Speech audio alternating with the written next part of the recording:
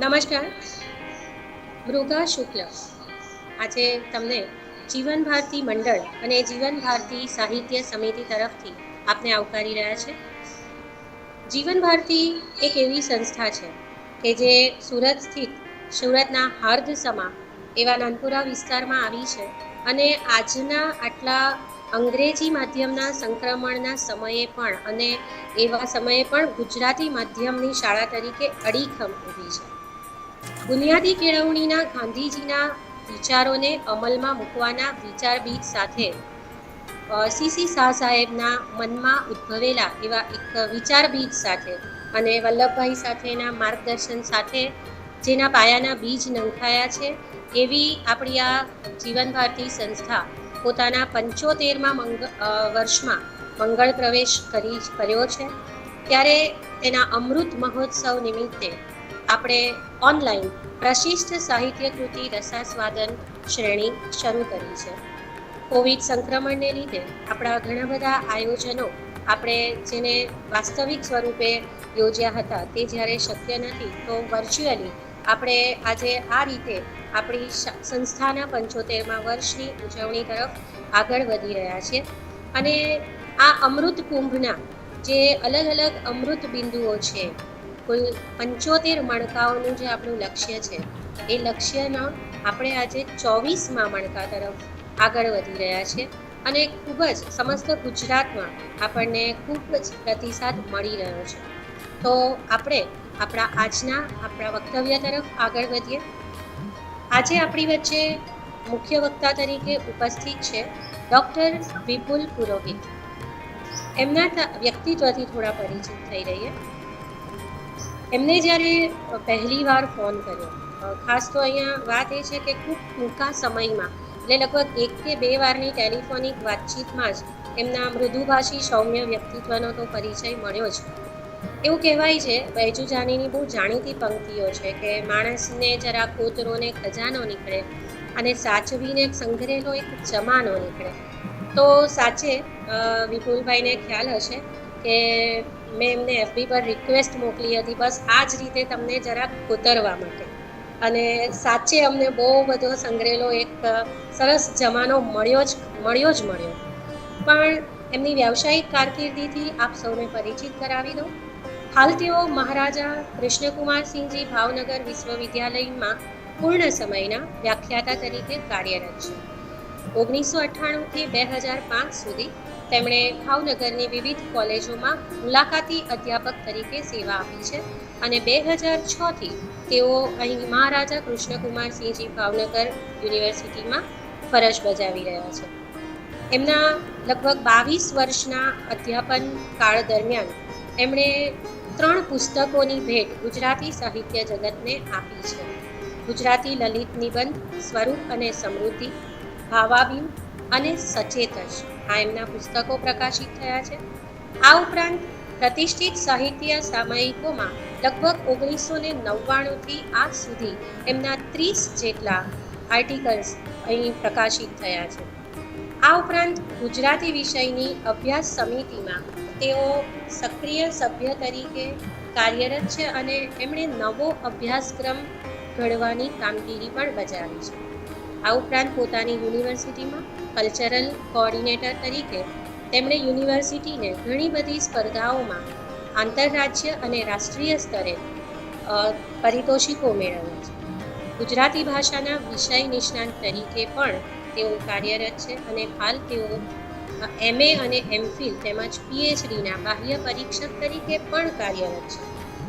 માત્ર આ એમની સેવાની વાત નથી, એક એમની બહુ સરસ ઓળખ જે અમને મળી છે તે એ છે કે તેઓ નાટ્યમંચ સાથે પણ જોડાયેલા છે અને એક સારા અભિનેતા પણ છે.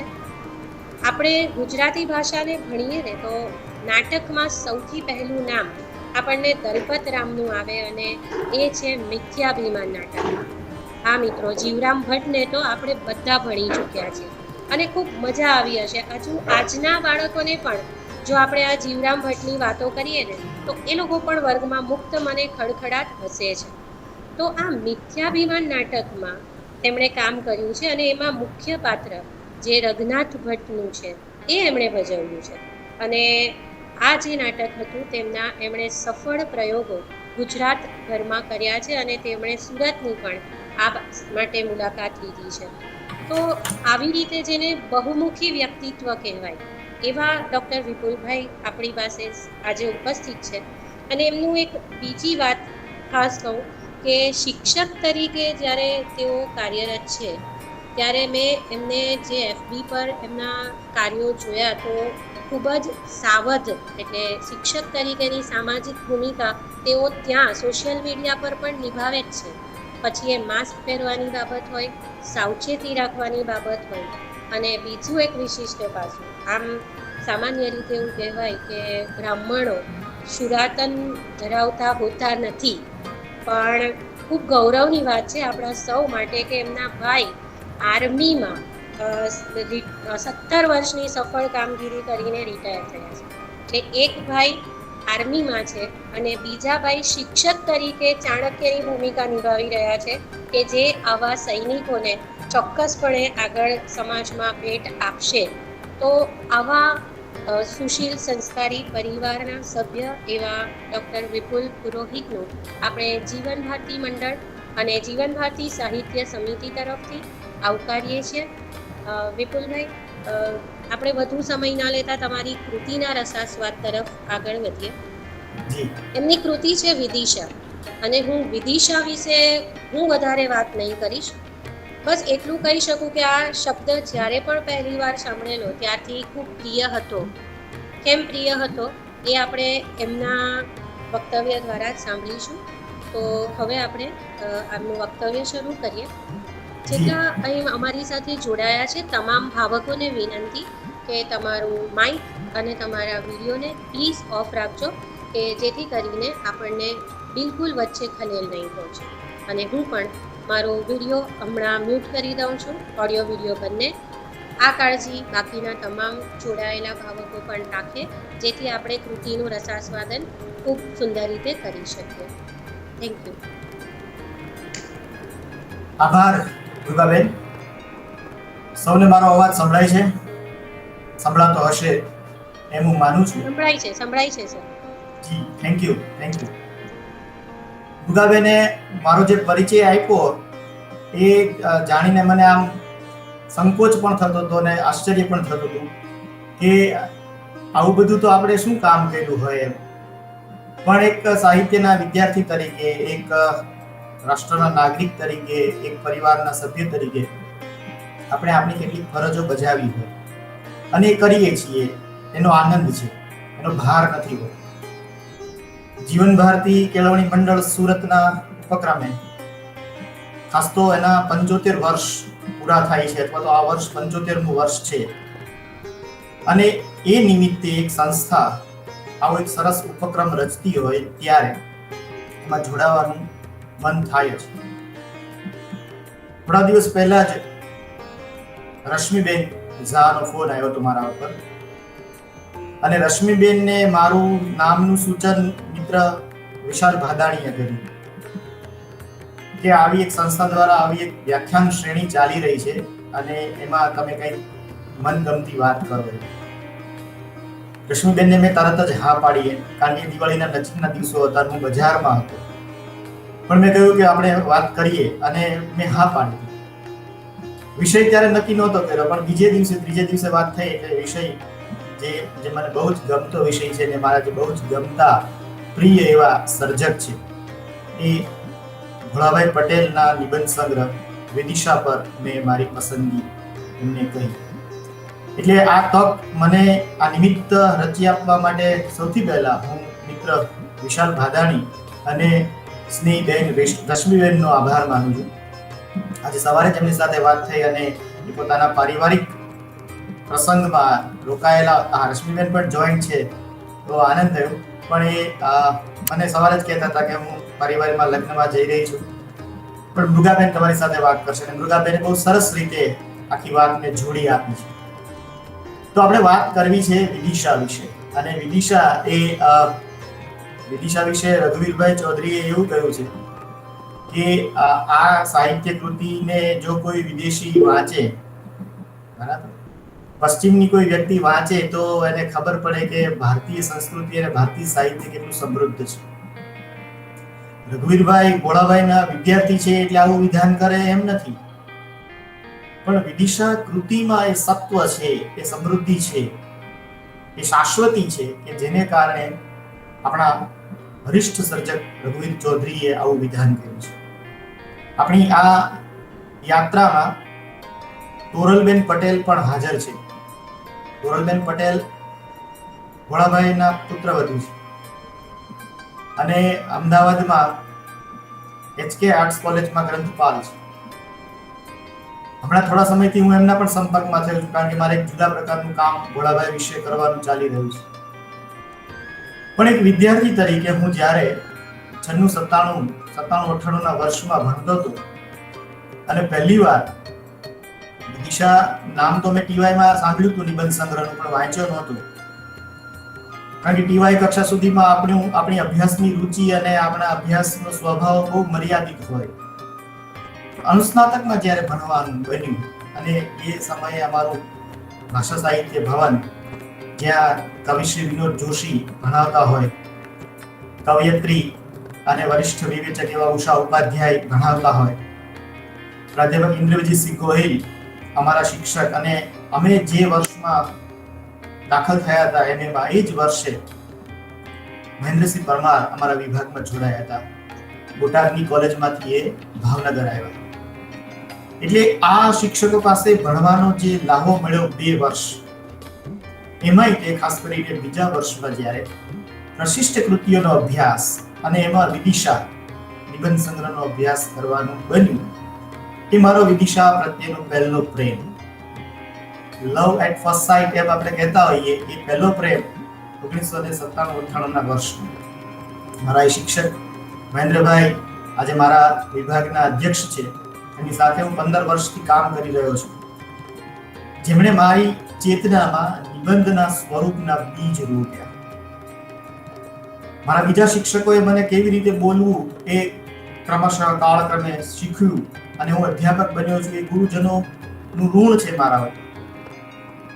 પછી અધ્યાપક તરીકે આપણે અનેક વક્તાઓને સાંભળતા હોઈએ સમયાંતરે, અને જો કોઈનો આપણા પર પ્રભાવ પડતો હોય, કોઈના જેવું વક્તવ્ય આપવાની ઈચ્છા આપણને થતી હોય, તો મને 3 નામ કહેવાનું ખાસ મન થાય. બીજા તો ઘણા બધા છે, પણ 3 નામ મારે લેવા જોઈએ આ મંચ ઉપરથી.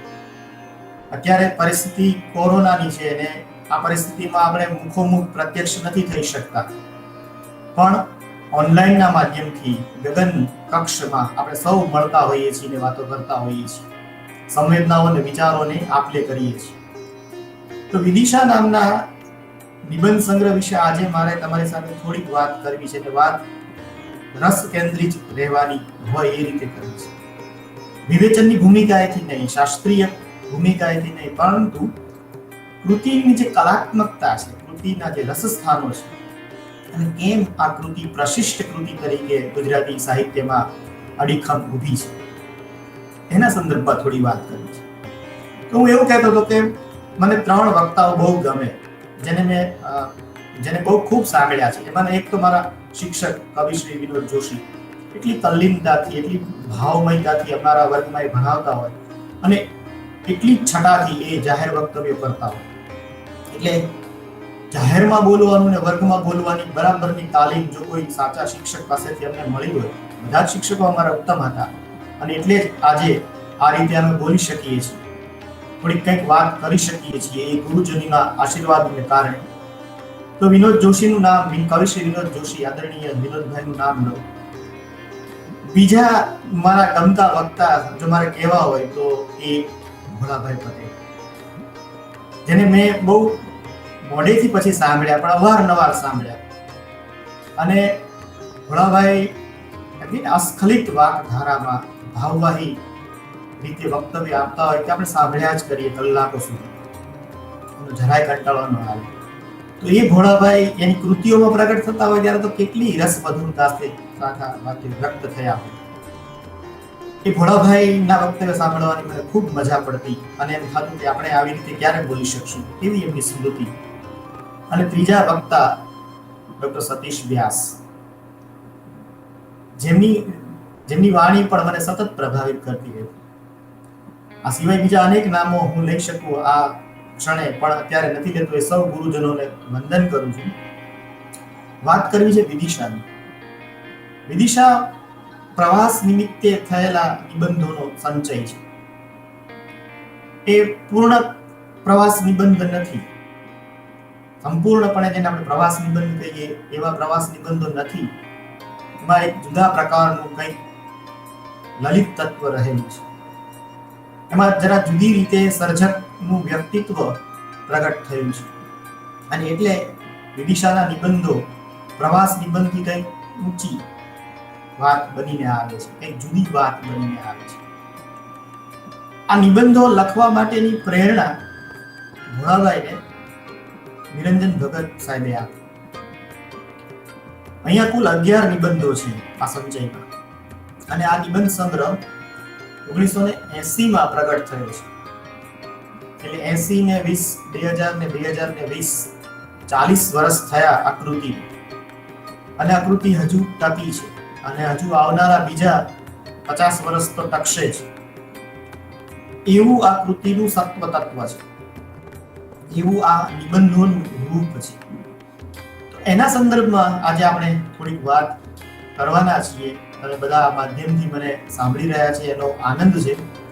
જીવન ભારતી સંસ્થા પ્રત્યે પણ હું આનંદ અને આભારની લાગણી વ્યક્ત કરું છું. ચિલિકા નામનો એક નિબંધ છે આ સંચયમાં, જે ભોળાભાઈએ સૌથી પહેલા લખ્યો હતો 1974, અને સંસ્કૃતિમાં એ છપાયો હતો. અલબત્ત અહીંયા જે નિબંધ છે એ નિબંધ તો એનો પાછળનો જે અંશ છે જેની વિશે હું વિગતે વાત થોડી કરવાનો છું પછીથી, પણ શરૂઆતનું જે ચિલિકાનું ત્રીજું ચિલિકા એમ કરીને ભોળાભાઈએ જે લખ્યું હતું એ સંસ્કૃતિમાં છપાયું. ઉમાશંકર જોશીએ એ પ્રકાશિત કર્યું. ભોળાભાઈની આ પહેલી સર્જનાત્મક અભિવ્યક્તિ. અલબત્ત એ પછી 1978ના વર્ષોમાં ભગત સાહેબે જ્યારે સાહિત્ય ત્રૈમાસિક શરૂ કર્યું, અને એ નિમિત્તે ભોળાભાઈને નિમંત્રણ આપ્યું કે તમે કંઈક લખી આપો. ભોળાભાઈ કહ્યું કે હું તો વિવેચન કરું છું, કારણ કે એ દિવસોમાં ભોળાભાઈ વિવેચક અને અનુવાદક તરીકે સ્થિર થઈ ચૂક્યા હતા. એક માનદંડ એ પ્રાપ્ત કરી ચૂક્યા હતા. એટલે એમની એક શાખ હતી, એમની એક આબરૂ બની ચૂકી હતી. એવી જ આબરૂ, એવી જ એમની પ્રસિદ્ધિ એક પ્રવાસી તરીકેની પણ રચાઈ ચૂકી હતી. એટલે ભોળાભાઈએ નજીકના વર્ષોમાં જ કરેલા પોતાના એક પ્રવાસનો અનુભવ વિદિશા એવા શીર્ષકથી, એવા નામથી લખ્યો, અને ભગત સાહેબે કહ્યું કે બસ મારે આ ચૂકી ગયું. આવા હવે નિબંધો મને લખી આપો, જ્યાં સુધી સાહિત્ય પ્રકાશિત થાય ત્યાં સુધી. તો ભોળાભાઈએ એ નિમિત્તે લખ્યું, અને એમના નિબંધો, આ સંગ્રહમાં જે નિબંધો છે એમાંથી 8 નિબંધો સાહિત્યમાં પ્રકાશિત થયા. દેશામ દીક્ષુ અને કાશી નામના નિબંધો એમણે પછીથી રચ્યા, પણ બધા મળીને કુલ મળીને 11 નિબંધો આ સંચયમાં છે. 1980માં આ સંગ્રહ પ્રગટ થયો. હવે આ નિબંધોની શું વિશેષતા છે એમ આપણને કોઈ પૂછે, અથવા તો આ સર્જકની શું વિશેષતા છે, શું એવું પ્રશિષ્ટ કહેવાય, ક્લાસિક કહેવાય એવું તત્વ આ નિબંધોનું છે એમ કોઈ પૂછે તો કેવી રીતે એના જવાબ આપવા, શું એના જવાબ આપવા? આપણો સાહિત્ય રસ મોટે ભાગે કવિતા, વાર્તા, નવલકથા કે નાટક પૂરતો સીમિત હોય. નિબંધ કે આત્મકથા જેવા સ્વરૂપોમાં બહુ ઓછા લોકોની રસ, રુચિ કે ગતિ હોય. અલબત્ત નિબંધ, સર્જનાત્મક નિબંધ તો બહુ મોડેથી બન્યો આપણી ભાષામાં, પણ આજે આપણા નિબંધને, ગુજરાતી નિબંધને 150 થી વધુ વર્ષો થયા છે. 250 વર્ષ ની લાંબી દળબજલ કાપી ચૂક્યો છે ગુજરાતી નિબંધ. ત્યારે આ નિબંધ સ્વરૂપને ખેડવામાં, ખીલવવામાં, સમૃદ્ધ કરવામાં અનેક સર્જકોનો ફાળો રહ્યો છે. આપણે દલપતરામથી શરૂ કરીએ, આપણા આરંભકાલીન નિબંધકાર, કે આજ સુધી આવીએ. અહીંયા જે ચિલિકા નિબંધ છે એ ચિલિકા 4થું, 5મું અને 6થું ચિલિકા એમ તો કહે છે આપણા સર્જક, પણ યજ્ઞેશ દવે જેવા નિબંધકાર સુધી એ ચિલિકા વિસ્તર્યું છે. પછીથી એક સરોવર છે ચિલિકા. તો નિબંધની યાત્રા આજે આપણી પાસે નિબંધકારો ગુલામ મોહમ્મદ શેખ, કે ભરત નાયક કે નટવરસિંહ પરમાર, હમણાં જેમનું અવસાન થયું સુરત વિસ્તાર, દક્ષિણ ગુજરાત વિસ્તારના, જગરૂ એમનો નિબંધ સંગ્રહ. તો નિબંધની એક લાંબી યાત્રા રહી છે, પણ જે નામ આપણા હોઠે ચડે છે ગુજરાતી ભાષાના સશક્ત નિબંધકારોના, તો એ કેટલા છે? આપણે નર્મદથી શરૂ કરીએ તો કાકા સાહેબ પાસે આવી જઈએ, કાકા સાહેબથી આગળ વધીએ તો ઉમાશંકર જોશી અને સુરેશ જોશી પાસે પહોંચીએ, દિગીશ મહેતા થી આગળ વધીએ તો તરત જ ભોળાભાઈ પટેલનું નામ આપણે લેવું પડે. વિદિશા પછી તો એમણે બીજા સંગ્રહો આપ્યા અને ભોળાભાઈની સર્જકતા રાષ્ટ્રીય સ્તરે પુરસ્કૃત થઈ. વિદિશા સંચય હિન્દીમાં પ્રકાશિત થયો છે, મૃદુલા પારીખે એનો અનુવાદ કર્યો છે. દેવોની ઘાટી પણ હિન્દીમાં પ્રકાશિત થયો છે, જેને કેન્દ્રીય સાહિત્ય અકાદમીનો પુરસ્કાર મળ્યો. આ ભોળાભાઈએ અનુવાદો કર્યા ભારતીય ભાષાઓની કૃતિઓના, વિશ્વ સાહિત્યની કૃતિઓના, અને અનુવાદક તરીકે નહીં માત્ર ગુજરાતી અનુવાદક પણ ભારતીય સાહિત્યના અનુવાદક તરીકે એનું એક માન સન્માન રહ્યું છે, પ્રતિષ્ઠા રહી છે. તો ખૂબ સરસ સંપાદનો, સંશોધનોના ગ્રંથો પણ અને વિવેચનના ગ્રંથો પણ ભોળાભાઈ પાસેથી આપણને મળ્યા છે. એક સર્જક તરીકે ભોળાભાઈની વિશેષતા, લાક્ષણિકતાઓ એ જો કોઈ જગ્યાએ પ્રગટતી હોય તો એમના નિબંધોમાં. અને વિદિશા, અશ્વિન મહેતા આપણા બહુ સારા નિબંધકાર કે છબી ભીતરની એમનો નિબંધ સંગ્રહ, એ અશ્વિન મહેતાએ આ નિબંધોને આવકારતા, ઉમળકો બતાવતા એવું લખ્યું છે કે આ પ્રકારના નિબંધો વિદિશા પૂર્વે ન લખાયા હતા અને પછી ક્યારે લખાશે ખબર નથી. એટલે ઘણા બધા લોકોએ આ નિબંધો જ્યારે સાહિત્યમાં પ્રકાશિત થતા હતા ત્યારે અને એ પછી પુસ્તક સ્વરૂપે પ્રકાશિત થયા ત્યારે ખૂબ રાજીપો, ખૂબ પ્રસન્નતા, ખૂબ ઉમળકો બતાવ્યો છે. અને સમયાંતરે આ કૃતિ ગુજરાતની યુનિવર્સિટીઓમાં અભ્યાસક્રમમાં પણ ભણાવવામાં આવી છે. એટલે નિબંધ સાહિત્ય પ્રત્યે લોકોમાં રસ રુચિ જન્મે, રસ રુચિ કેળવાય. અને નિબંધમાં પણ કેવી સર્જનાત્મકતા, એક કવિતા સાંભળવાનો કે વાંચવાનો આનંદ, એક વાર્તા વાંચવા સાંભળવાનો આનંદ નિબંધમાંથી પણ મળી શકે. કાકા સાહેબ કે સુરેશ જોશીના નિબંધોમાં તે આપણને આ પ્રતીતિ થાય છે. હા, સુરેશ જોશીનું જન્મ શતાબ્દી વર્ષ છે એટલે મારે એમને યાદ કરવા જ જોઈએ, પણ ભોળાભાઈની એક નિબંધકાર તરીકેની વિલક્ષણતાઓ એ વિદિશાથી છે. તો આ વિદિશા નામનો નિબંધ સંગ્રહ, એની વાત મારે કરવી છે તો અહીંયા શું છે? આ 11 નિબંધોમાં 8 જેટલા શહેરો છે. ભારતની ભૂગોળમાં આવેલા, ભારતના જુદા જુદા પ્રદેશ વિશેષોમાં આવેલા 8 નગરોની વાત છે અહીંયા. તો એક સરોવરની વાત છે ચિલિકા નામનું, અને એક શિખરની વાત છે જે હિમાલયમાં આવેલું છે, બ્રહ્મા નામનું. તો એક સરોવર, એક ગિરિશિખર, 8 નગરો, અને સંગ્રહનો જે અંતિમ નિબંધ છે તેષામ દિક્ષુ. એ તેષામ દિક્ષુ નામનો નિબંધ એ સર્જકના વતન ગામની અને સર્જકની પોતાની, જેને કહેવાય એવી સંવેદનાઓને લઈને આવતો નિબંધ છે. એટલે ઘરથી શરૂ થયેલી યાત્રા વિદિશા અને 10 દિશાઓમાં વિસ્તરી છે. આ નિબંધો વિશે જે વિવેચનાઓ થઈ છે એ વિવેચનાઓમાંથી આપણે પસાર થઈએ તો માત્ર થોડાક સંકેતો મારે કરવા છે, પછી આ નિબંધોની થોડીક લાક્ષણિકતાઓ અને થોડાક રસ કેન્દ્રો તરફ તમને ધ્યાન દોરવું છે આપ સૌ.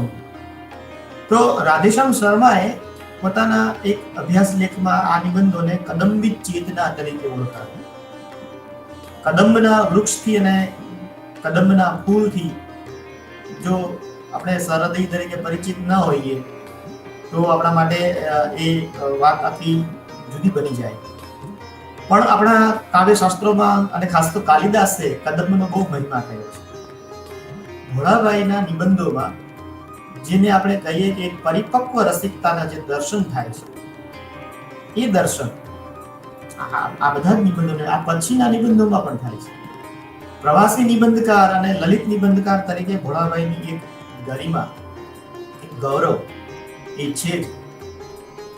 પદ્મશ્રીનો સન્માન ભોળાભાઈને ભારત સરકાર દ્વારા આપવામાં આવ્યું છે. 1934માં એમનો જન્મ અને 2012માં એમનું અવસાન. ગુજરાતી સાહિત્ય પરિષદના પ્રમુખ તરીકે જ્યારે એ કાર્યરત હતા એ દિવસોમાં જ એમનું અવસાન થયું. તો આ ભોળાભાઈ કે જેને માટે તો સાહિત્ય એટલે અધ્યાપક તરીકે સાહિત્યના અધ્યાપક તરીકે સ્વાભાવિક છે કે એના ચાહક હોય, પણ ચાહકી વિશેષ એમ કે છે કે મને ભણાવવું સૌથી વધુ ગમે. એક નખશીખ શિક્ષક, અધ્યાપક. એટલે તો રઘુવીર ચૌધરી જેવા વિદ્યાર્થી નું ગૌરવ ભોળાભાઈ લે કે મને આવા વિદ્યાર્થી મળ્યા. કે વિરેન્દ્ર નારાયણ સિંહ કે બિંદુ ભટ્ટ, બીજા કેટલા બધા વિદ્યાર્થીઓના નામ અહીંથી હું લઈ શકું જે ભોળાભાઈના છાત્ર રહ્યા. ભોળાભાઈ એમની સાથે પ્રવાસો કર્યા હોય, પ્રવાસના ખૂબ શોખીન. નૂતન મહેતાએ પોતાના એક લેખમાં આ વિદિશાની યાત્રાને આ હૃદય અને આંખની યાત્રા તરીકે ઓળખાવી કે આ પ્રવાસ નિબંધોમાંથી અથવા તો પ્રવાસ નિમિત્તે રચાયેલા આ નિબંધોમાંથી પસાર થતા ભાવકનું હૃદય એ સમૃદ્ધ થાય છે, એની ચેતનાનો વિસ્તાર થાય છે અને એની આંખ થાય છે.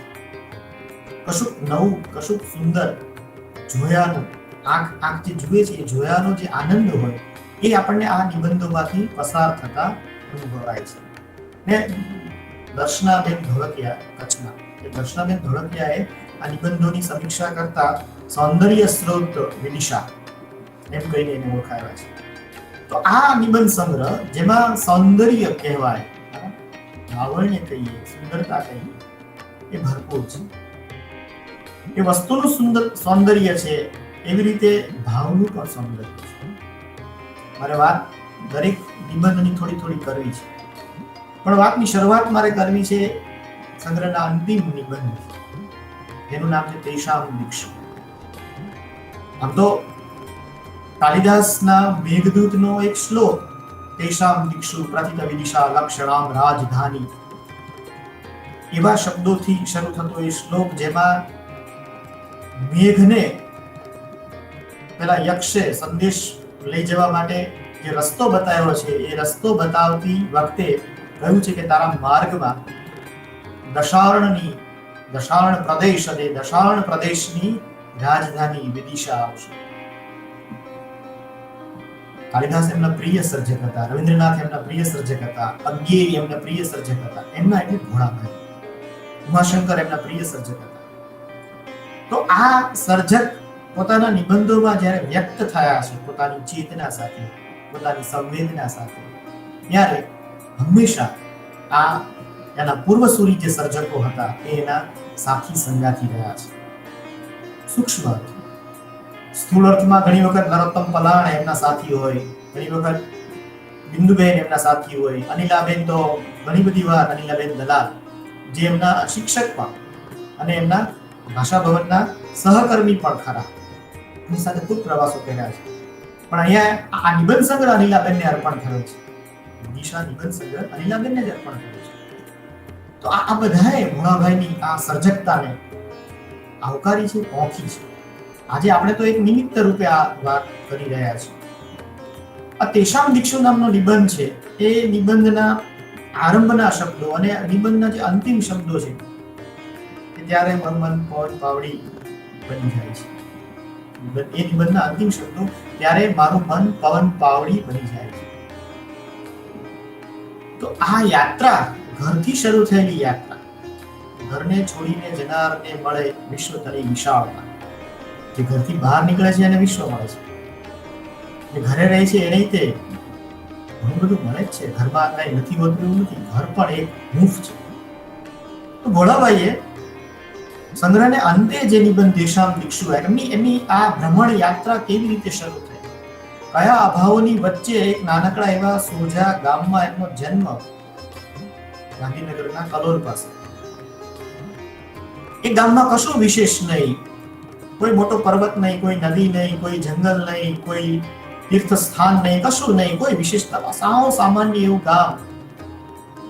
એ ગામમાં શિશુ ભોળાભાઈને એમ થયું કે મારા ગામમાં આવું હોત તો, એક નદી હોત તો, એક પર્વત હોત તો, કોઈ મોટું તીર્થસ્થાન હોત, જંગલ શરૂ થતું હોત. એટલે એક પ્રકારના અભાવમાંથી એક ઝંખનાનો જન્મ થયો, પહોંચવાની દૂર ક્યાં.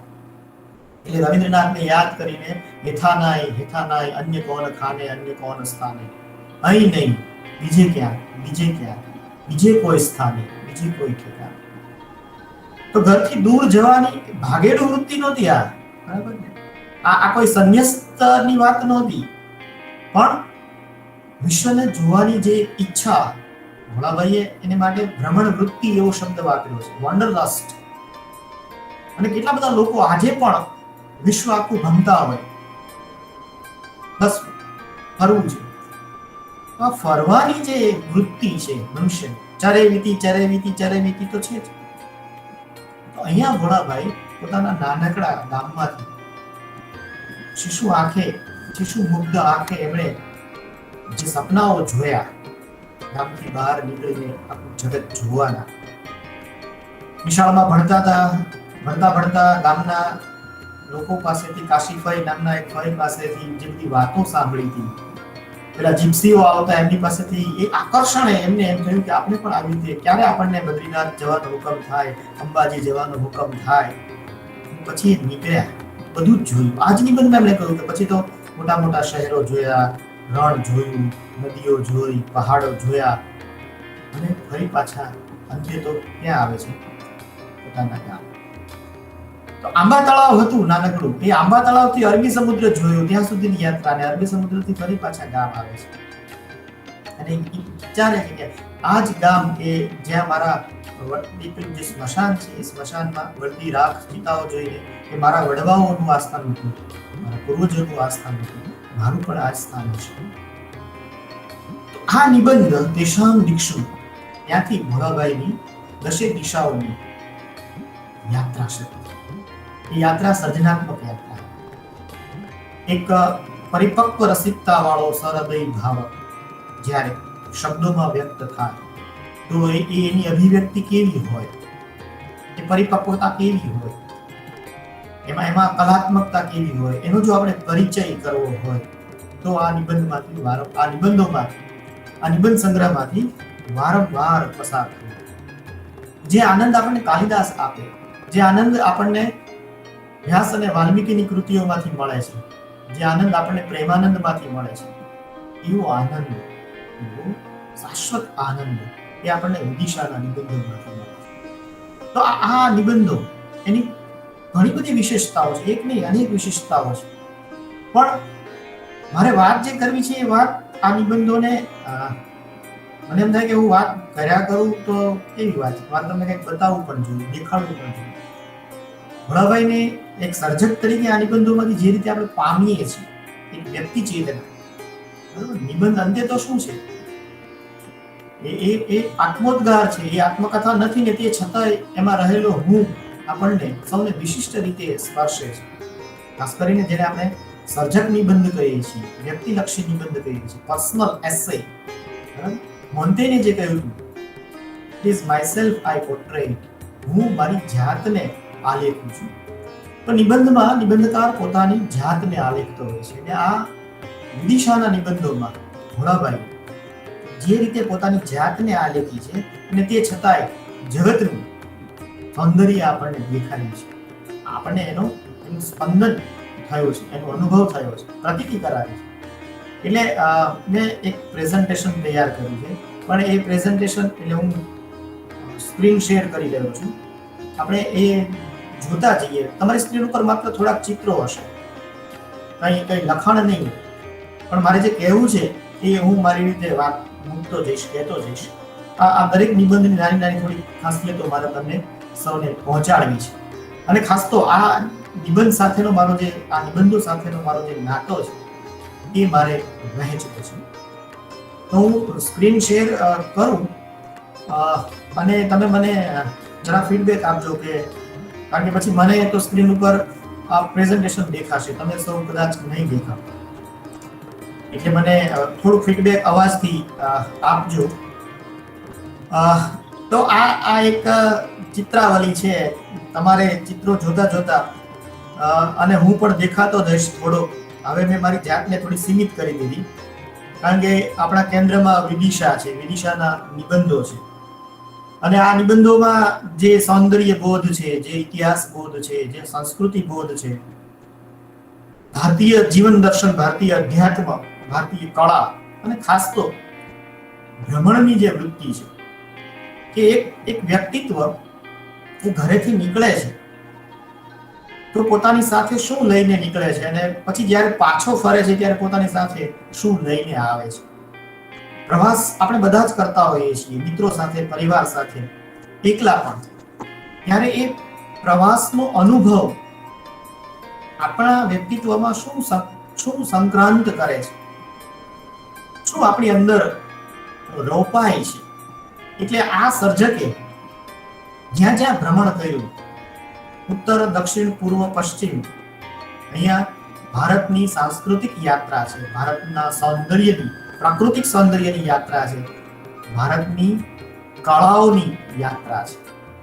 તો આ એક વિદિશા એ કલા તીર્થ છે, કલા તીર્થ યાત્રા છે પુસ્તક તરીકે. માની લો કે આપણે સદેહ આ બધી જગ્યાએ ન જઈ શકીએ, કેટલીક મર્યાદાઓ હોય આપણી, પણ જો આ પુસ્તક આપણી પાસે હોય તો આ પુસ્તકની પાંખે આપણે બધાય વિદિશાની આ ગલીઓમાં, વિદિશાના નિબંધોમાં અને વિદિશામાં જે સ્થળોની વાત ભોળાભાઈએ કરી છે એ બધી જગ્યાએ જઈ શકીએ. તો આપણે જઈએ છીએ. ચાલો, સૌથી પહેલા સંગ્રહ, મેં છેલ્લા નિબંધની વાત પહેલા કરી, પણ એ તેષામ દિક્ષુ હવે ઉગડી ગઈ છે અને એ દિશામાં કાલિદાસે જે જગ્યાએ રોકાવાનું કહ્યું હતું ત્યાં આપણે સૌથી પહેલા પહોંચીએ છીએ. એ છે નગરી વિદિશા. મેને વિલાસ નગરી વિદિશા. ભોળાભાઈ ના નિબંધમાં પણ આ શબ્દ કે જ્યાં એક સમયે ઉદયગીરીના પહાડો, ઉદયગીરીની એ ગુફાઓમાં રતિ, જેને આપણે કામદેવ કહીએ છીએ, એ વિદિશા નગરીની યુવતીઓ અને યુવકો એ ફરવા માટે જતા હશે અને એમના અનુનયની જે લહેરો ઉઠતી હશે તેનું શિલ્પ પણ છે અહીંયા. એ પાર્વતીનું શિલ્પ છે અને મહાવરાહનું શિલ્પ. મેં ખાસ તમે અહીં જોઈ શકશો કે આ જે ચિત્ર છે એ મહાવરાહ, જેમાં દરિદ્રનો ઉદ્ધાર કરતા વરાહ અવતારની વાત છે. તો ઝાંસીથી થોડે દૂર, એટલે આમ તો મધ્યપ્રદેશમાં આવેલું આ સ્થળ છે વિદિશા. ભોળાભાઈએ આ સ્થળે જતી વખતે એમને શું જોવાનું હતું, એમને શું જોવું હતું, કારણ કે એ કહે છે કે શ્રાવસ્તી અને ઉજ્જૈની એવું બોલીએ કરતા વિદિશા વધારે ગમે છે. એ ગમવાનું કારણ કાલિદાસ તો છે જ, પણ બંગાળી કવિ જીવનાનંદ દાસ પણ છે. એટલે આ નિબંધના આરંભે જ એમણે પોતાના એક પ્રિય કવિને યાદ કરીને જે પંક્તિઓ મૂકી છે, એ પંક્તિઓ આ નિબંધમાં પ્રવેશ કરવાની એક બારી છે. ચૂલદાર કબેકાર અંધકાર વિદિશાર નિશા. વિદિશાની રાત્રિના અંધકારની વાત અહીં કરી છે. તો એ અંધકાર કેવો છે? જુગ જૂના કેશ જેવા. પેલી જે વનલતા સેન છે, એ વનલતા સેનના જુગ જૂના અંધકાર જેવા વિદિશાની વાત કરી છે. પછી એ દશાણની રાજધાની વિદિશાના રાજમાર્ગ ઉપર અશ્વારૂઢ તો નહીં પણ ઘોડાગાડીમાં બેસીને, નદી પાર કરીને એ પહોંચે છે. ઉદયગીરીની ટેકરીઓ જોવે છે. બાબા કા ખંભા, જે ઇતિહાસ પ્રસિદ્ધ, અહીંયા જે વચ્ચેનું ચિત્ર છે એ બાબા કા ખંભા તરીકે ત્યાં ઓળખાતું, જે ગ્રીક યવન સુબો હેલિયોડોરસ અહીં આવ્યો હતો અને એ હેલિયોડોરસે રચેલી આ ઇમારત અથવા તો આ સ્મારક સ્તંભ, એની યાત્રા પણ આપણા સર્જકે કરી છે, જે બાબા કા ખંભા તરીકે. તો આ વિદિશા શું છે? શ્રી અને સમૃદ્ધિ, વીરતા અને રસિકતાની નગરી. અહીંથી કાલિદાસના અગ્નિમિત્ર અને માલવિકાના પ્રણયની વાત રચાઈ હશે. અહીં જ નજીકમાં પ્રિયદર્શી અશોકે રચેલા સાંચીનો સ્તૂપ આવેલો છે. તો આ નિબંધ, જે નિબંધમાં ભોળાભાઈએ વિદિશા નામના એક સ્થળની મુલાકાત લઈને ત્યાં રહેલા કેટલાક વંશપર્શ્યા સૌંદર્યની વાત એ કરી છે. અને કાલિદાસની સંગાથે કરી છે, જીવનાનંદ દાસ અને રવિન્દ્રનાથની સંગાથે કરી છે. બીજા સાહિત્યિક સંદર્ભો તો છે જ. એ જ્યારે યાત્રા કરવા આ સ્થળે ગયા, જ્યારે પ્રવાસ કર્યો, ત્યારે એનું નામ ભિલસા હતું. ભિલસામાંથી હવે પાછું વિદિશા થઈ રહ્યું છે. અને આ વ્યુત્પત્તિની વાત એ ભાયણી સાહેબને યાદ કરે છે કે મૂળે શું હશે. ભિલસાનું ભાઈલસા અને એટલે ભ્રાંજિલ સાઈ સ્વામી, એમાંથી આવું થયું હશે. હવે પાછું વિદિશા થઈ રહ્યું છે. રવિન્દ્રનાથના કાવ્ય શ્રીકાલનું પણ સ્મરણ કરે છે. આ નિબંધ સાહિત્યિક સંદર્ભોથી વણાઈને મૂળ વાત તો કઈ છે, કાલિદાસના સમયનું જે વિદિશા નગર હતું, કાલિદાસની કૃતિઓમાં જે વિદિશાની વાત આવે છે. અને એ પછી બીજા આપણા ભારતીય સર્જકોએ પણ આ નગરની ચેતનાને, આ નગરના સૌંદર્યને, આ નગરની કલાત્મકતાને ક્યાંક ને ક્યાંક કોઈક ને કોઈક રીતે પોતાની કૃતિઓમાં સ્થાન આપ્યું. આ નિબંધની ભાષા પ્રશિષ્ટ છે, સંસ્કૃત તત્સમ પદાવલિથી પ્રચુર છે. પણ અહીંયા શિલ્પકળાના જે નમૂનાઓ છે, જે ભોળાભાઈએ જોયા એ સમયમાં, આજથી 40-42 વર્ષ પહેલા, ને ત્યારે એમની ચેતનામાં એ સૌંદર્ય બોધ જે રીતે સ્થિર થયો, એ સૌંદર્ય બોધને એમણે આ નિબંધમાં વ્યક્ત કર્યો છે. સાથે સાથે એટલે ભૂતકાળ અને વર્તમાનની એક સહોપસ્થિતિ ભોળાભાઈએ વાણી લીધી છે આ નિબંધમાં. એટલે ભૂતકાળમાં કાલિદાસની પેલી પ્રથિત યશ નગરી વિદિશા, અને વર્તમાનમાં અત્યારે જે નગરમાં પોતે ભ્રમણ કરી રહ્યા છે એ વિદિશા, એનો તંતુ એ પોતાની ચેતનામાં બરાબર રોકી રહ્યા છે, સાધી રહ્યા છે. અને યાત્રા જ્યારે પૂરી થાય છે, આ નિબંધ જ્યારે પૂરો થાય છે, એની જ્યાં બોર્ડ માર્યું હતું કે અહીંથી વિદિશા જોવા મળશે, વિદિશા નહીં દેખા તો શું જોવાનું છે વિદિશામાં. વિદિશાના સ્થાનિકો એમ કે છે કે અહીંયા જોવા જેવું તો કશું છે નહીં. ઉદયગીરીની, નીચેગીરીની થોડી ગુફાઓ છે, બાકા કમલા છે. લેખક કહે છે, સર્જક કહે છે કે અમારે તો વિદિશા જોવું. તો આ વિદિશાને એક વિશિષ્ટતા આપવાનું કામ, એક સ્થળના વિશેષને ઉઘાડી આપવાનું કામ આ નિબંધમાં ભોળાભાઈએ કર્યું છે. વિદિશાથી આગળ જઈએ આપણે એટલે તરત જ બીજો નિબંધ છે આ સંગ્રહનો, એ છે ભુવનેશ્વર. ભુવનેશ્વરમાં ભોળાભાઈ પહેલી વાર ગયા, પછી બીજી વાર ગયા, ત્રીજી વાર, વારંવાર ઘણી વાર ગયા છે. એમના કેટલાક પ્રિય સ્થળો પૈકીનું એક ભુવનેશ્વર છે. ત્યાંની સમર ઇન્સ્ટિટ્યૂટમાં રહીને એમણે ભાષા વિજ્ઞાનનો અભ્યાસક્રમ કર્યો હતો. 2 મહિના રોકાયા હતા. આ ભુવનેશ્વર રહીને જ પછી બાજુમાં રહેલા ચિલિકા સરોવરની પણ યાત્રા એમણે કરેલી. તો મંદિરોની આ નગરી, આજે પણ ભુવનેશ્વરમાં 1000 થી પણ વધારે મંદિરો છે. એક કાળે 7000 થી વધારે મંદિરો અસ્તિત્વ ધરાવતા હતા. ઓરિસ્સા પ્રદેશમાં આવેલું આ સ્થાન ઓરિસ્સાનું પાટનગર ભુવનેશ્વર.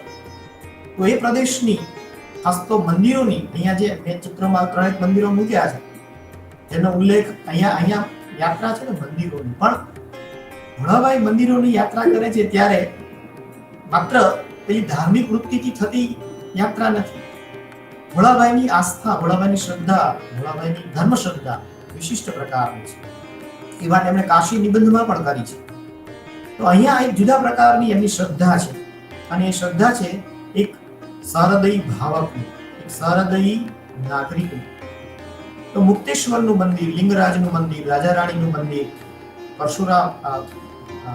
કેદારેશ્વરનું મંદિર, આ બધા મંદિરોની શું વિશેષતાઓ છે, એના સ્થાપત્યની શું વિશેષતાઓ છે, અને સાથે સાથે એનો ઇતિહાસ આપતા જાય. એ ઇતિહાસ છે, એ ઇતિહાસવિદની છટાથી આપે એમ નહીં, પણ એમાં એક રસિકતા સાથે આ મંદિરો જે અરસામાં રચાયા હશે, જેમણે એ રચ્યા હશે, ત્યારે એમની આસ્થા કેવી હશે, એમની ભાવના કઈ હશે. તો પહેલી વખત જ્યારે મંદિરો જોયા અને મંદિરોની ભવ્યતા, મંદિરોની ઓજસ્વી પણ એ એમણે અહીં જોયું, એનાથી અભિભૂત થયો. તો એમણે આ નિબંધ લખ્યો. ગુફાઓમાં રહેલા ઉદયગીરીની ગુફા ભુવનેશ્વરમાં પણ છે. ત્યાં પણ એમણે એ ગયા હતા યુનિવર્સિટીમાં, યુજીસીના એક ઉપક્રમે ઉત્કળ યુનિવર્સિટી, જ્યાં વાણી વિહારમાં એમનું નિવાસ સ્થાન હતું. પણ ત્યાં રહીને ભણવા ઉપરાંત એમણે જે કામ કર્યું, ભુવનેશ્વરને જોવાનું, નવા અને જૂના ભુવનેશ્વરને નજીકથી જોવાનું, એ મંદિરોના સૌંદર્યને જોવાનું, એ મંદિરો સાથે જોડાયેલી સ્થાનિક લોક ચેતનાઓ હોય એને જોવાનું અને એનું આલેખન આ નિબંધોમાં થયું છે. સાથે સાથે ભુવનેશ્વરના ઇતિહાસની વાત પણ એ વણી લે છે કે અને ભુવનેશ્વરની જે સાહિત્યિક ગતિવિધિ હોય તો એમણે ગોપીનાથ મહાંતીને યાદ કર્યા, પ્રસિદ્ધ નવલકથાકાર. એમણે રાધાનાથ રાયને યાદ કર્યા. એટલે ભુવનેશ્વરની જે સર્જક ચેતના છે, જે રાષ્ટ્રીય સ્તરે પોખાય હોય, જેને જ્ઞાનપીઠ પુરસ્કાર મળ્યો, એવા સર્જકોને એ મળે છે રૂબરૂ ગોપીનાથ મહાંતી, અને એમની સાથે એક દીર્ઘ સંવાદ વાર્તાલાપ થાય છે. તો એક ભાષા પ્રદેશમાંથી ગયેલા એક સહૃદયી સર્જક તો છે, પણ ભાવક કે બીજી ભાષા પ્રદેશના સર્જક સાથે જે એક સંવાદ રચે છે, સાહિત્યિક સંવાદ, એ આપણને આ નિબંધમાંથી. એટલે ભુવનેશ્વર માત્ર એમની ધાર્મિક ચેતનાને આલેખતો નિબંધ નથી.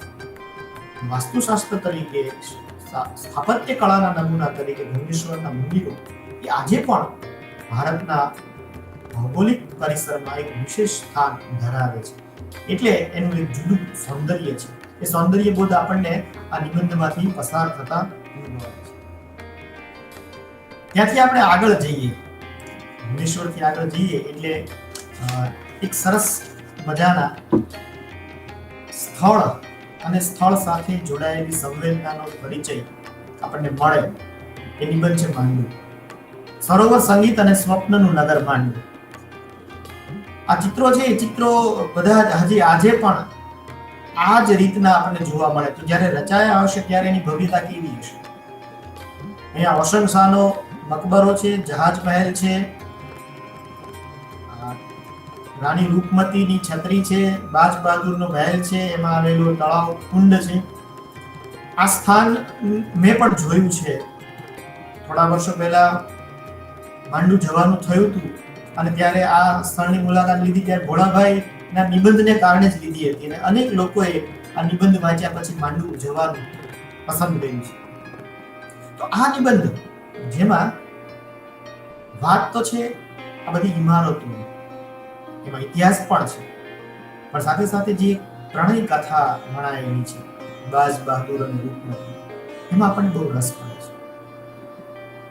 છે. એક મુસ્લિમ અને એક હિન્દુ યુવતી, એના પ્રણયની કથા.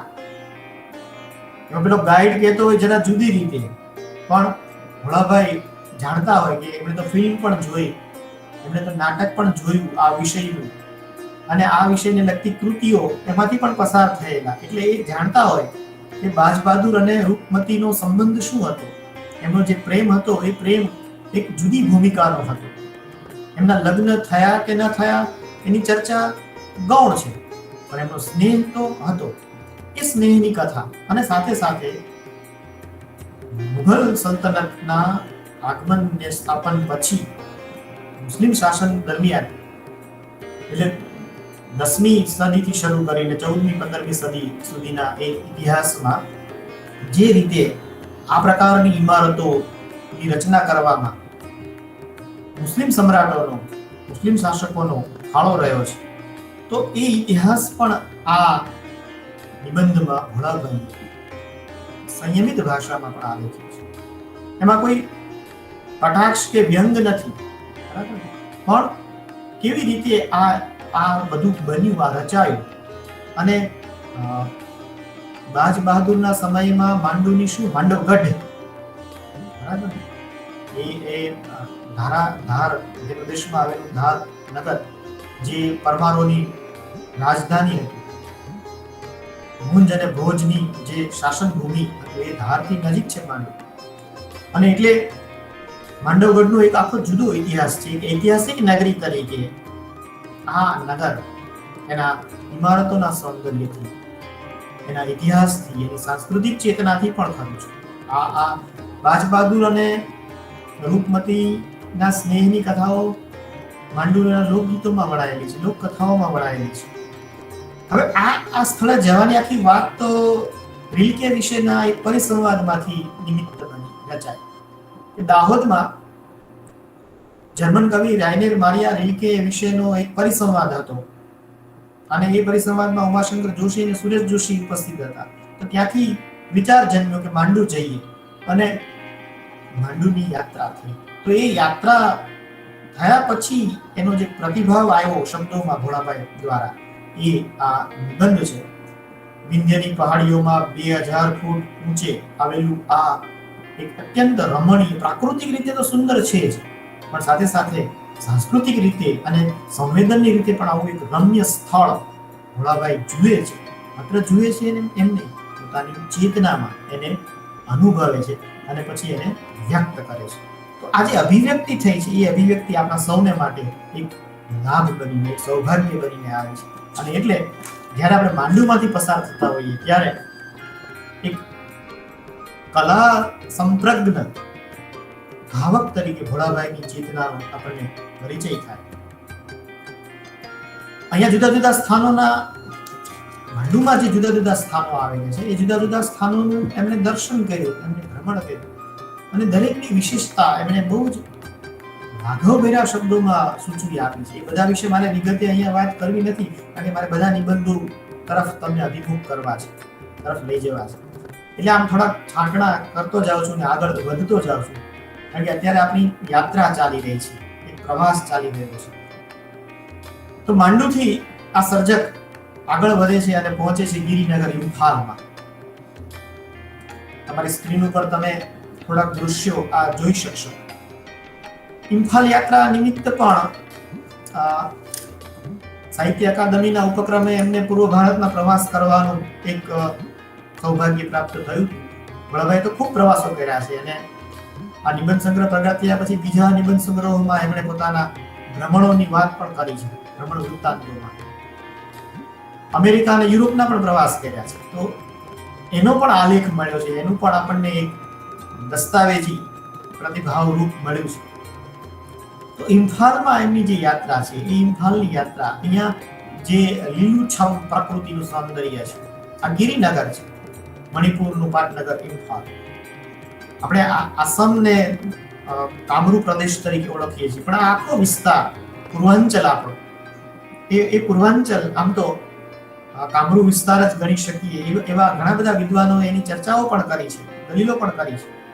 ભોળાભાઈ આ સ્થળે ગયા અને ઉમાશંકર જોશીએ એમને કહ્યું હતું કે ત્યાં તમારે શું જોવાનું છે, કોને મળવાનું છે. એટલે આ પ્રવાસ છે થોડોક આયોજન સાથે થયેલો.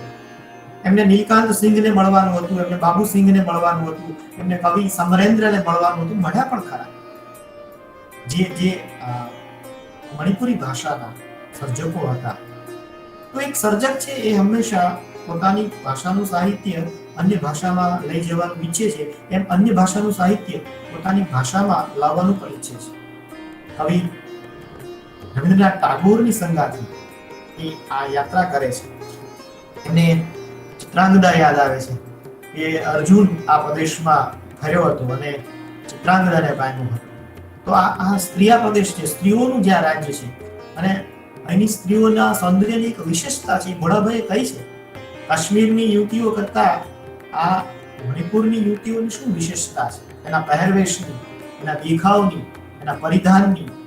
તો સાથે સાથે એક ચિત્ર, અહીંયા જે આ ચિત્ર દેખાય છે તમને, જેમાં એક યુવતી છે, અશ્વ છે અને એક યુવક છે, એ ઇમ્ફાલની, મણિપુરની ખૂબ જ પ્રખ્યાત એવી લોકકથાનો સંદર્ભ જેની સાથે વણાયેલો છે. એ ખંબા થોઈબીની કથા છે, એ પ્રણય કથાની વાત છે.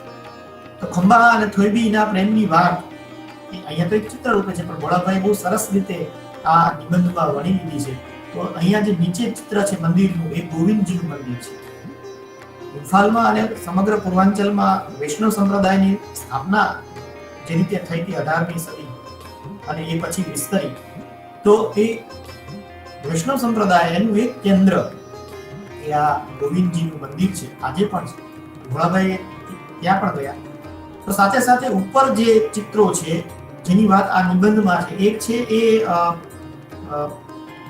વર્લ્ડ વોર સેમેટરી, જ્યારે બીજું વિશ્વયુદ્ધ થયું હતું એ વિશ્વયુદ્ધમાં આ સરહદ ઉપર એટલે કે ભારતની આ પૂર્વ સરહદ ઉપર વિદેશના સૈનિકો જે અવસાન પામ્યા હતા, શહીદ થયા હતા, એનું એક સ્મારક અહીંયા વર્લ્ડ વોર સેમેટરી તરીકે આજે પણ સચવાયેલું છે કે એ યુદ્ધમાં જેમણે જે યુવાન હતા એવા યુવાનોએ જે બલિદાન આપ્યા હતા એની વાત અહીંયા છે અને એ વાતને એક સંવેદનશીલ ભાવક તરીકે ભોળાભાઈએ બહુ જ માર્મિક રીતે અભિવ્યક્ત કરી છે.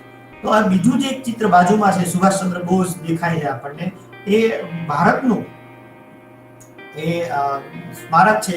આઝાદી ફૌજ એ રસ્તે જ્યારે ભારતમાં પ્રવેશ કરી રહી હતી ત્યારે સુભાષ બાબુએ જે ફૌજનું નિર્માણ કર્યું હતું, તો એ યુદ્ધ દરમિયાન ભારતીયો જે શહીદ થયા હતા અને એ યુદ્ધની સ્મૃતિ રૂપે આ સ્મારક આપણું ઇન્ડિયન નેશનલ આર્મી સ્મારક તરીકે એ આજે પણ સચવાયેલું છે અને એનું એક ગરિમાપૂર્ણ રૂપ એ આપણને જોવા મળે. તો અહીંયા જે બે તળાવના ચિત્રો છે એ ઇમ્ફાલના પ્રસિદ્ધ લોકતાલ તળાવનું છે, જે ભોળાભાઈએ જોયું અને એના સૌંદર્યથી અભિભૂત થયા. અહીંયા નૃત્યની મુદ્રામાં કેટલીક યુવતીઓ છે એ મણિપુર નૃત્ય ઇમ્ફાલનું. તો સાથે સાથે આ યાત્રા દરમિયાન અહીં જેટલા દિવસો ભોળાભાઈ રોકાયા એ દરમિયાન ત્યાં નાટ્ય મહોત્સવ ચાલી રહ્યો હતો અને સ્થાનિક સર્જક મિત્રોએ એમને એ મહોત્સવમાં નાટક જોવા માટે નિમંત્રણ પણ આપ્યું. એમણે ઇંગાલે નામનું એક નાટક પણ જોયું. ભાષા નહોતી આવડતી પણ નાટકનો ભાવ, નાટકની વસ્તુ, અભિનય એમને સ્પર્શી ગયો. તો એ વાત એમણે કરી અને બહુ સરસ રીતે એ વાત આ નિબંધમાં મૂકે છે. એટલે ગુજરાતના પશ્ચિમ છેડેથી નીકળેલો એક સર્જક ભારતના પૂર્વ છેડે ઇમ્ફાલમાં પહોંચે છે ત્યારે એની સૌંદર્ય દ્રષ્ટિ અને એની સર્જક ચેતના કેવી વિસ્તારિત થઈ છે. જુદી જુદી જાતિઓ અહીંયા કેવી વસે છે એની વાત પણ કરે છે, અહીંના સાહિત્યની વાત કરે છે અને એ રીતે પોતાના નિબંધોને એક ચોક્કસ પ્રકારની શૈલીમાં એમણે મૂક્યો છે. ઇમ્ફાલ ગિરિનગર તરીકે આપણને રસ પડે, આપણને ફરવા જવાનું મન થઈ જાય એવી એ નગરી છે. ઇમ્ફાલથી આગળ જઈએ અને ભોળાભાઈએ જે નિબંધની વાત કરી છે એ છે જેસલમેર.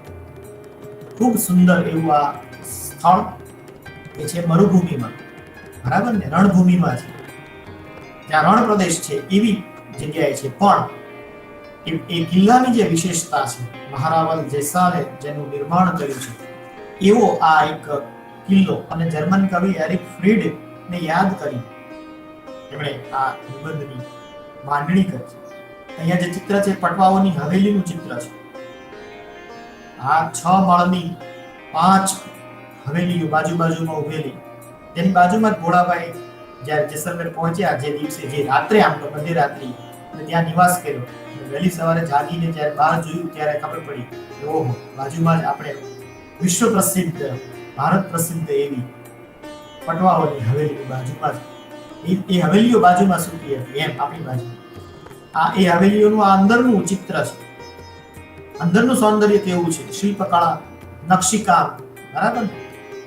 આરસ પહાણમાં કે પથ્થરમાં કોતરવામાં આવેલું આ નકશીકામ છે.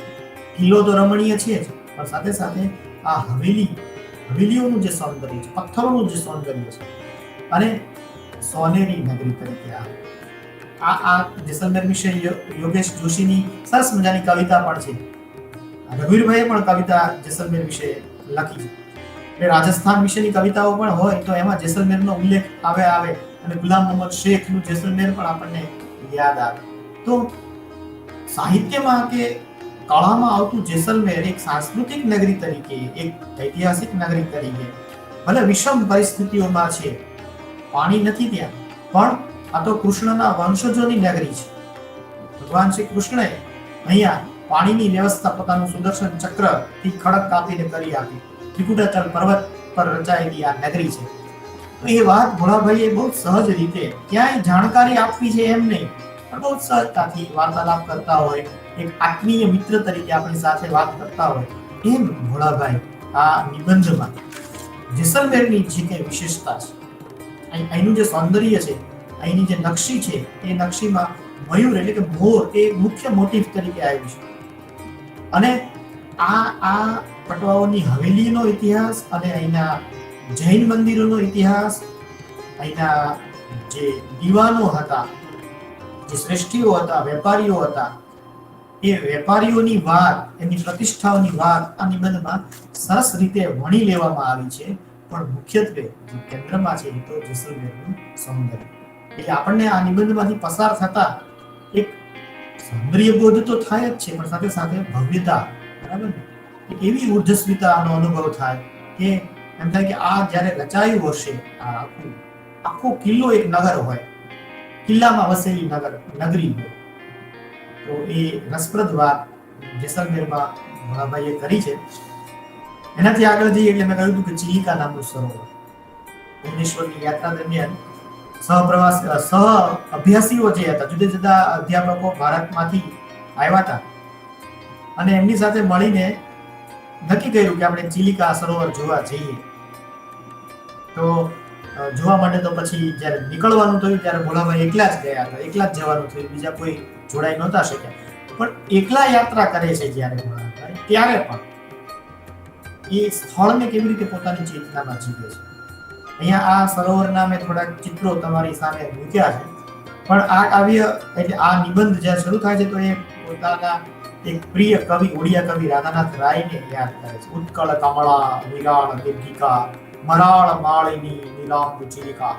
આ ચિલિકા, હવે ઓડિયા ભાષી વ્યક્તિને અળ નું ઉચ્ચારણ કોઈ કરી શકે એનું જ આશ્ચર્ય થાય.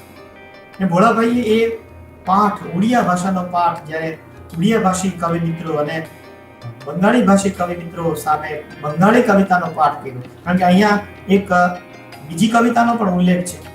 જે વાત છે બંગાળી કવિ બુદ્ધદેવ બસુની કવિતા, ચિલિકા સકા চিলিকা પર સવાર কি ভালো লাগলো আমার આજ સકાલ એ સકાલ વેળાએ નમન કરે ગયો.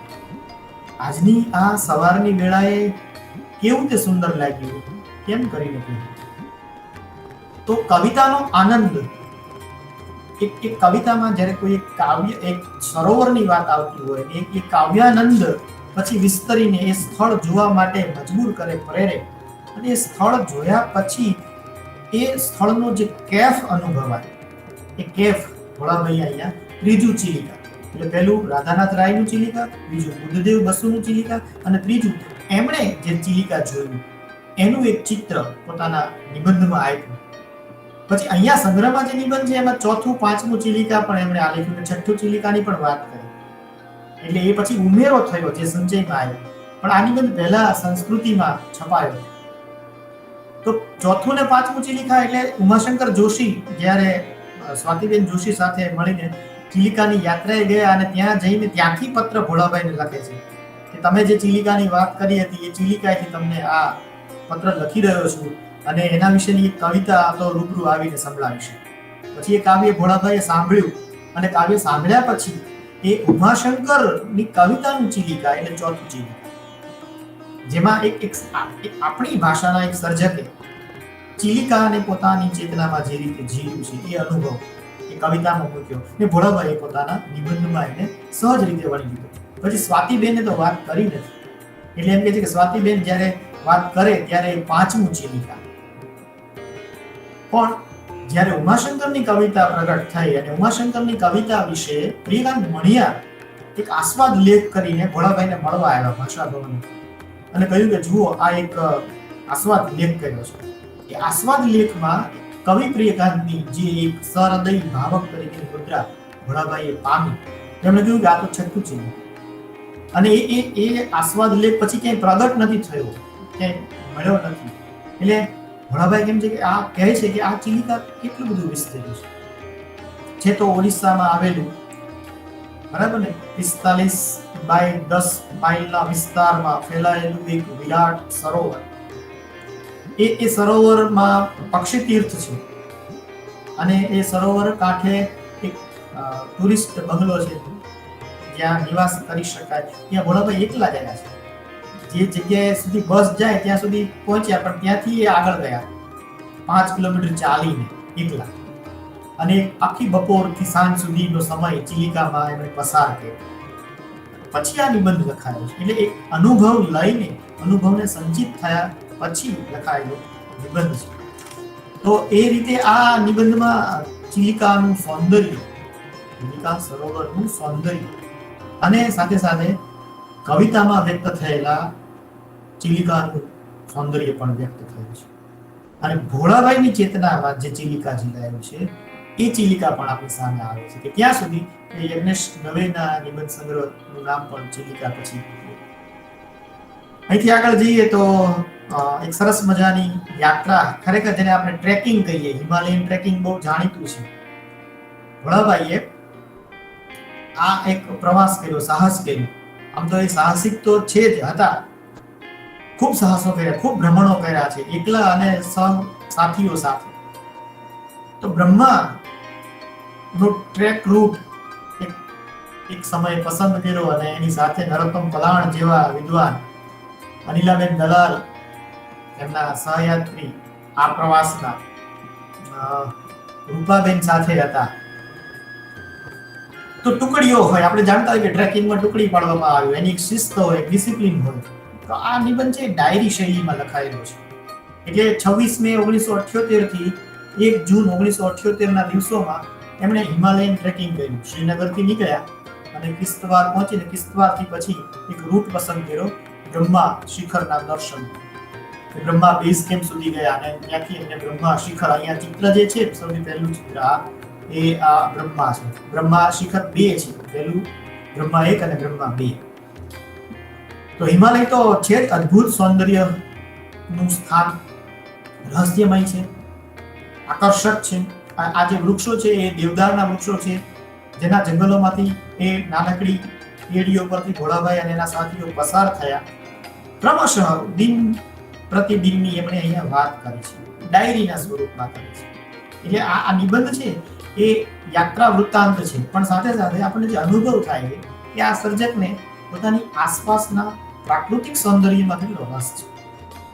મુશ્કેલીઓ આવે છે, પદયાત્રા સહેલી નથી, અને એની વાત એમણે આરંભમાં પહેલા દિવસની યાત્રા પછી પગ જે રીતે થાકી ગયા, શરીર જે રીતે થાકી ગયું, અને વલાણ સાહેબ જેવા રસિકજન પણ ના પડે કે હવે આગળની યાત્રા મારે નથી કરવી, હું અહીં જ રોકાઈ જઈશ, આ બેઝ કેમ્પ, તમે અહીંથી આગળ જાઓ.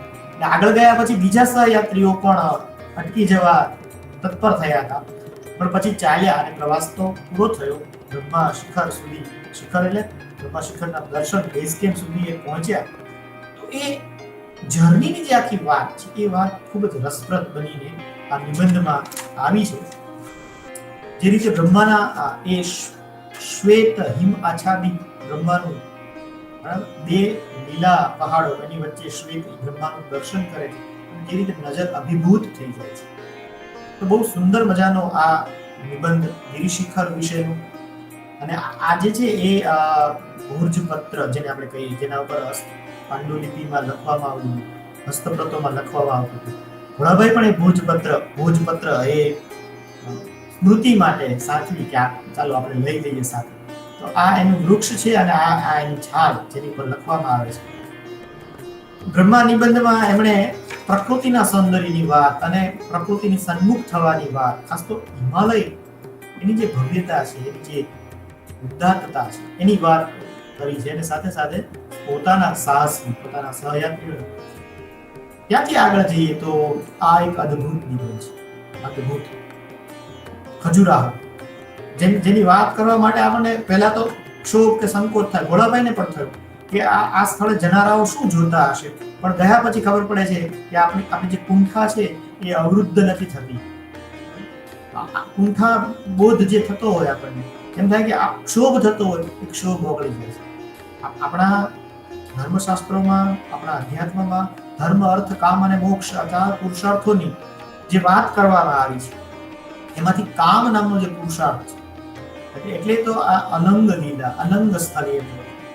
તો મિથુન શિલ્પો, રતિક્રીડાના શિલ્પોના મંદિરો આ સ્થળે છે. ઝાંસીથી જઈ શકાય છે અને જંગલોની વચ્ચે આવેલું, એટલે ઘણા વર્ષો સુધી તો આ ચંદેલ રાજવીઓનો ઇતિહાસ આની સાથે સંકળાયેલો છે. યશોવર્મન અને ધંગ નામના રાજાઓએ ખૂબ લડાઈઓ લડી અને સાથે સાથે આ મંદિરોનું નિર્માણ કર્યું. સમયાંતરે આ મંદિરો લુપ્ત થઈ ગયા, કેટલાક ખંડિત થયા, કેટલાક વિલીન થઈ ગયા, પણ જે સચવાયા છે એ આજે પણ ભારતીય સંસ્કૃતિની અદ્ભુત વિરાસત છે, અદ્ભુત વિરાસત. તો આ સ્થળ પણ, આ નિબંધ પણ ખૂબ જ રસપ્રદ છે. અને મોક્ષ નગરી કાશી, કાશીની વાત પણ ભોળાભાઈએ બહુ જ સરસ રીતે કરી છે. જુદા જુદા મંદિરોના દર્શન કરે છે, કાશી વિશ્વનાથના દર્શન કરે છે, 80 ઘાટ ને, દશાશ્વમેધ ઘાટ ને, મણિકર્ણિકા ઘાટ ને, આ બધા ઘાટમાંથી પસાર થતા થતા અને જે રીતે કાશી છે, મોક્ષ નગરી કાશી, મુમુક્ષુ નગરી કાશી, એની વાત મળી લીધી છે. તો રસ પડે છે. ગંગાના પ્રવાહ ઉપર હોડીમાં બેસતા બેસતા એ કાશીના ઘાટ જોઈએ છે. અને કાશીના ઘાટનું જે હિન્દુસ્તાન છે, ત્યાં જે પ્રકારની ધાર્મિક ચેતના, શિવના ત્રિશૂળ પર વસેલી આ પુરાતન પ્રાચીન નગરી કાશી, એનો એક જુદો અનુભવ છે. વારાણસી, વારણા અને અસી, બે નદીઓની વચ્ચેનો પ્રદેશ, એ વારાણસી, એની એક જુદી આખી આભા છે, એની એક જુદું આખો અર્થ સંકેત છે. અને આજે જે બનારસ, આજનું મુગલો અને અંગ્રેજો ના શાસન પછીનું જે આધુનિક રૂપ છે, તે બનારસનું. બહુ રસ પડે, આપણને મજા પડે આ નિબંધમાંથી પસાર થતા. કાશી વિશેનો એક જુદો જ અનુભવ થાય અને આપણી એક ભારતીય તરીકેની જે આભા, ઓળખ હોય, એ આપણને આ કાશી નિબંધમાંથી પસાર થતા. અને છેલ્લો નિબંધ, અથવા તો જે નિબંધની મારે છેલ્લે વાત કરવી છે, એ છે રામેશ્વર. દક્ષિણ ભારતના એટલે સાગર તટે અંતિમ સેતુબંધ રામેશ્વર, જેને આપણે ઓળખીએ છીએ મંદિર છે, ગોપુરમ શૈલીનું.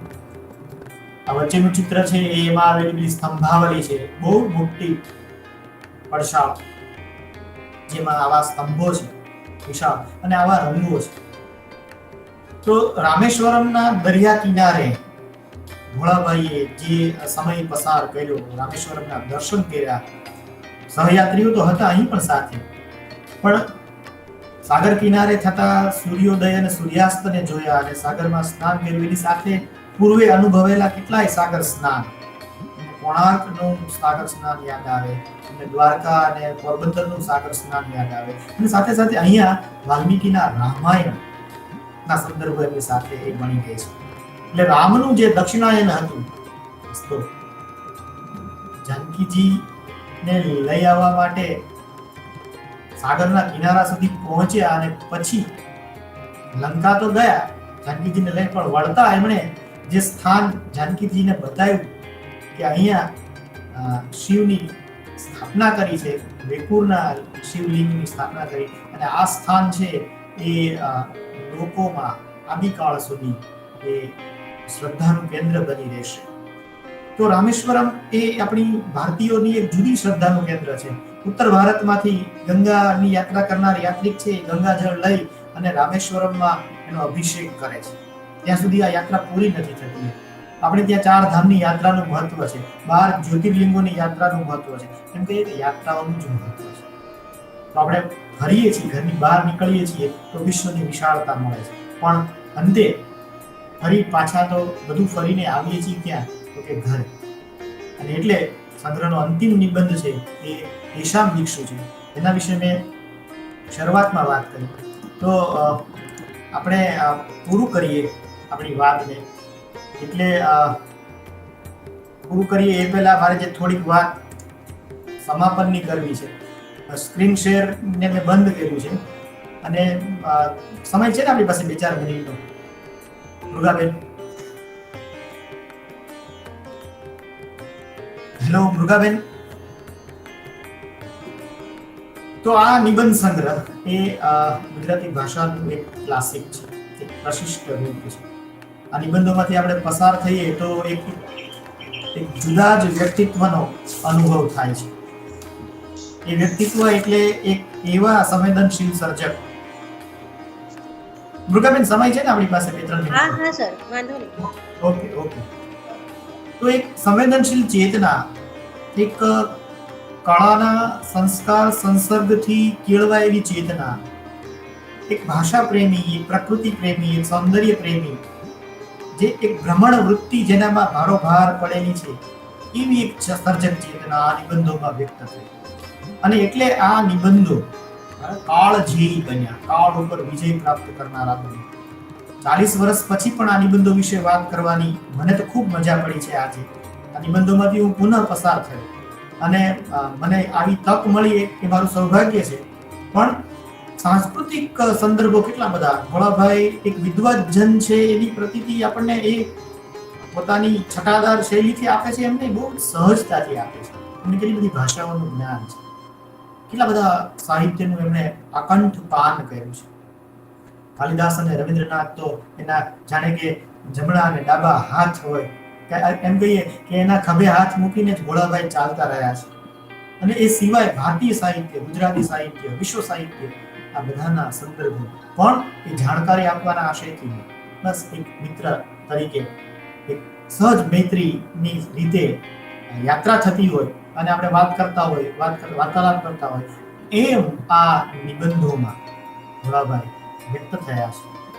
એની સર્જકતા વિશે શાસ્ત્રીય રીતે જુદી રીતે વાત થઈ શકે, એના ગદ્ય વિશે, બરાબર ને, એની સર્જનાત્મકતા વિશે અલગથી વાત થાય. સાહિત્ય કૃતિ તરીકે સાહિત્ય કૃતિના જે કેટલાક માપદંડો હોય એ માપદંડોની રીતે પણ આજે આપણો ઉપક્રમ હતો આ કૃતિનો રસાસ્વાદ કરાવવાનો.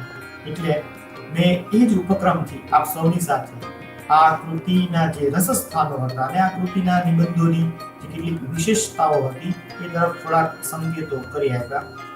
આ નિમિત્ત માટે હું ઋણી રહીશ વિશાલ ભાદાણીનો, મિત્ર વિશાલ ભાદાણી, જેણે મને સૂચન કર્યું કે તમે આમાં જોડાશો તો ગમશે. રશ્મિબેન ઝા, જેમણે મને ફોન કરીને આ વાત માટે નિમંત્રણ આપ્યું.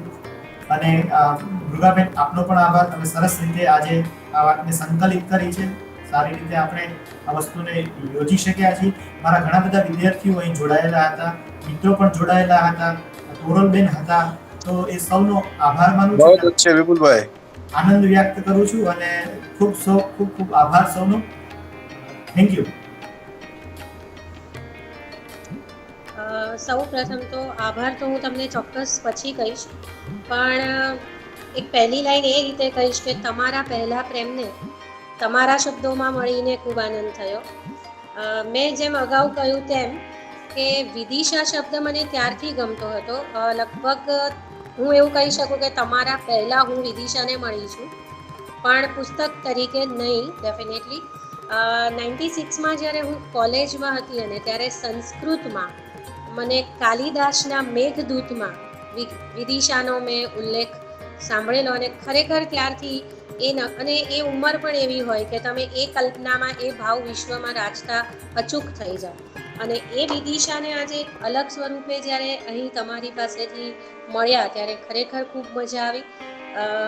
વિપુલભાઈ એક તો જેમનું પુસ્તક જ લલિત કલા નિબંધ અને સ્વરૂપ અને સમૃદ્ધિનું હોય એવી વ્યક્તિ જ્યારે પોતાના પરિચયમાં કે રસાસ્વાદનમાં એક આવા સ્થળોનું કે આવા નિબંધ સ્વરૂપના પુસ્તકનું ચયન ના કરે ને તો જ નવાય. પણ જનરલી નિબંધ શબ્દ આવે અને આપણા મોઢા પર એક થોડોક કંટાળો જેવો શબ્દ જે આવે તે અહીંયાથી નામશેષ થઈ ગયો હતો. ખૂબ જ સારી રીતે, એટલે સ્ક્રીન શેરિંગ દ્વારા કે એના ફોટા જોઈને રીતસર તમે ત્યાં પહોંચી ગયા હો. એટલે માત્ર ભાવ વિશ્વ જાગૃત નથી થયું, દ્રશ્ય વિશ્વ પણ જાગૃત થયું. અને આપણે ચોક્કસ એવું કહી શકીએ કે આમાંના સ્થળોની મુલાકાત જ્યારે આપણે લઈશું ત્યારે ભોળાભાઈ પટેલની સાથે સાથે અમે તમને ચોક્કસ યાદ કરીશું. અને જોડાયેલા તમામ મિત્રો કે હવે પછી પણ જ્યારે કોઈ આ તમામ વાતો સાંભળશે ત્યારે પોતે ત્યાં પ્રત્યક્ષ ગયાની અનુભૂતિ ચોક્કસ કરશે. તો આટલી સરસ પ્રસ્તુતિ માટે આપનો જીવન ભારતી મંડળના તમામ હોદ્દેદારો વતી, સંસ્થા વતી અને સમસ્ત શાળા પરિવાર તરફથી આપનો ખૂબ ખૂબ આભાર, હૃદયથી આભાર. આ બિલકુલ ફોર્માલિટી નથી વિપુલભાઈ, ખૂબ દિલથી આપનો આભાર માનું છું. શ્રોતા મિત્રો, અહીં જે લોકો જોડાયા છે એ સૌ આપણો આજે આ 24મો મણકો આપણે માણ્યો અને આવતીકાલે આપણે 25મા મણકા તરફ આગળ વધીશું. શ્રી રાજેશભાઈ ઢબુવાનું પ્રિય રતિનાયકની પ્રસ્તુતિ કરશે. તો આપણે આવતીકાલે ચોક્કસ મળીશું. ફરી એકવાર વિપુલભાઈનો ખૂબ ખૂબ આભાર. હું ડૉક્ટર દર વખતે એટલા માટે નથી લગાડતી કારણ કે બહુ જ ફોર્માલિટી લાગે છે. જરૂરી નથી. વિપુલભાઈ, હા, એટલે હું આટલા વખતમાં તમને ઓળખી ગઈ છું. એટલે વિપુલભાઈ, આપનો દિલથી ખૂબ ખૂબ આભાર. અને આપણે ચોક્કસ તમે સુરત આવો ત્યારે અમારી સંસ્થાની મુલાકાતે આવજો. આપણે જરૂર મળીશું. Thank you very much.